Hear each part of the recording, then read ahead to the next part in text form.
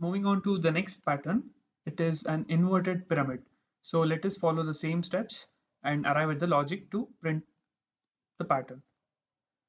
So the first process, again, divide the entire pattern into rows and columns, label them, assume blank spaces or blank boxes to be spaces. So there are spaces on the left hand side of the pattern. So we need a separate condition to print all these spaces here. Now the input, that is the number of rows, is equal to 3.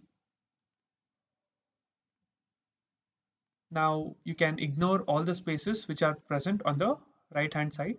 And again, this pyramid consists of odd number of stars in every row. Now let us write the description of every cell. R0C0 print a star, R0C1 print a star, and so on.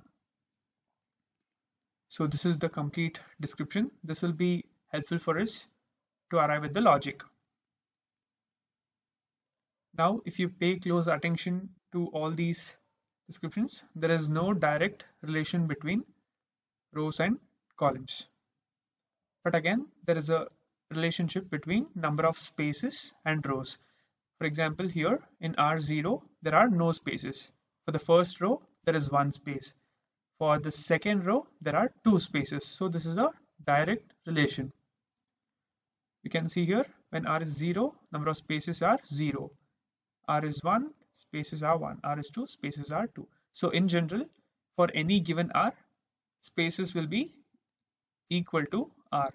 So the column loop condition, it is less than R. Why it is less than R? Because C starts from 0. If C would start from 1, then this would be C less than or equal to R.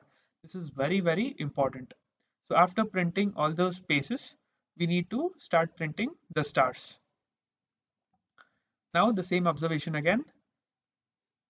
When R is 0, there are 5 stars. When R is 1, there are 3 stars. When R is 2, there is 1 star.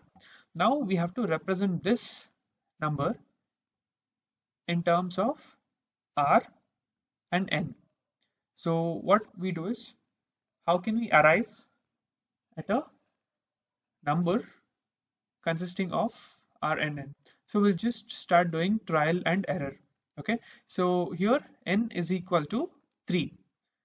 So how do we arrive at 5 with given N and R?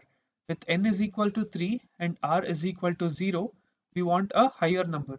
So obviously we have to multiply N. So N is 3 here. So what we are trying to do is multiply N by 2 in order to get a closest number. So 3 into 2 is equal to 6, but we need 5. So we'll subtract 1. So in the first condition, we get 2n minus 1 as the formula. So now let us move on to the second row. So here from 1 we need 3. So what is n? N is equal to 3 and we are multiplying it by 2, and then we have to include r as well. So r is subtracted here. So first time r was 0, so it didn't make a difference. So we directly got it as 2n minus 1. But in second loop, we also have r here. So it is 2n minus r. And in third loop, it is 2n minus r is equal to 2 and minus 1. So in general, for any given r, the formula to print number of stars is 2 into n minus r minus 1. So how do you get this? It's usually by trial and error. You need to make close observations and try to find out relationships. It would be either by adding, subtracting, multiplying. So you need to do trial and error. So you will be easily arriving at this particular condition. But try to follow the systematic steps. Arriving at this condition would be pretty easy then. Now we are going to use a separate loop to print all the stars. In the previous example, we used a while loop. Okay, so that's the reason I have still left this variable stars is equal to 0 as it is in this particular program. But we don't need this since we are using a for loop here. You can either use a for loop or a while loop. So let us see the first condition. When r is equal to 0, r less than n, n is the number of rows, and you're going to increment r. So this is the standard loop that we have. Moving on to the inner loop.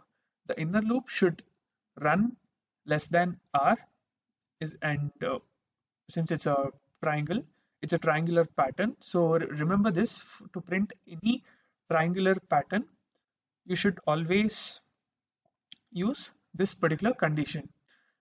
C should be less than R. R is the outermost loop variable. So whenever you have this sort of condition, automatically you will arrive at a right angle triangle pattern.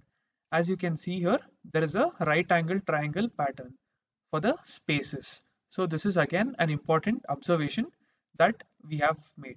So you're going to print space. We have arrived at this condition previously. Now we are going to use another loop to print stars. Take any variable. So here I have chosen s. S is equal to 0. S is less than 2 into n minus r minus 1, and increment that, print the number of stars. So after printing spaces, after printing stars, print a new line character so that it comes to a new row. So again, follow the same process. Here you don't need this particular variable. I've just included this variable to show the difference. If you want to use a while loop, you need to have this variable. If not, if you can directly go for a for loop, you can directly use this particular print logic and you can arrive at the inverted pyramid.